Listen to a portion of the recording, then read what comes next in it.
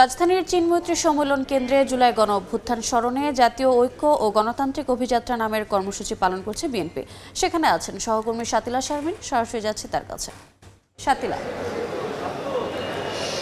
চীনমৈত্রী সম্মেলন কেন্দ্রের এখনকার অবস্থাটি দেখাচ্ছি। আসলে এখানে এসে জড়ো হয়েছেন যারা ঢাকার বাইরে থেকে এসেছেন, অর্থাৎ ঢাকার বাইরে থেকে বিএনপির বিভিন্ন অঙ্গ এবং সহযোগী সংগঠনের নেতৃবৃন্দ কিন্তু এখানে এসে জড়ো হচ্ছেন। আর সবচেয়ে বড় কথা, আপনারা দেখতে পাচ্ছেন যে বাংলাদেশের যতগুলো বিভাগ আছে, অর্থাৎ বিএনপির যতগুলো বিভাগীয় নেতাকর্মীদের যে অংশটি রয়েছে তারা আলাদা আলাদা নামে বুথ করেছে, অর্থাৎ স্টলগুলো দিয়ে তারা সাহায্য করার চেষ্টা করছে জুলাই আগস্টের গণ অভ্যুত্থানে যারা শহীদ হয়েছেন সেই শহীদ পরিবার যাতে সহজে তার বসার স্থানটি, তার জায়গাটি খুঁজে পায়, এবং যে শহীদ পরিবাররা আসবেন তাদের এক ধরনের আমন্ত্রণ জানানোর জন্য উপহার সহ কিন্তু এই স্টলগুলো সাজানো হয়েছে।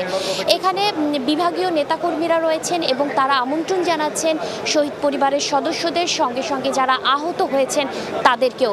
বলে রাখি, এই কর্মসূচি বিএনপি শুরু করছে 1 জুলাইতে এবং আজকের আলোচনা সভার উদ্বোধনের মধ্য দিয়ে আসলে 36 দিনের একটি বিশাল কর্মসূচি শুরু হতে যাচ্ছে।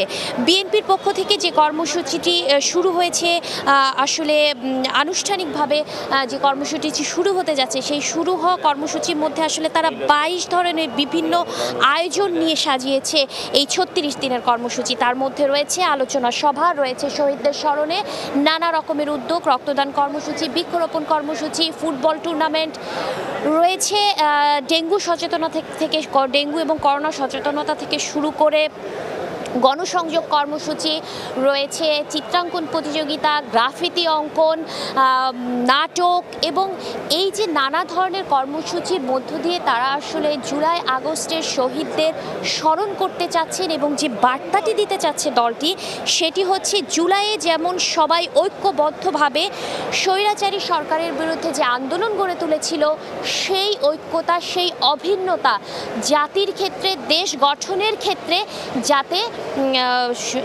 ধারাবাহিকভাবে চলমান থাকে।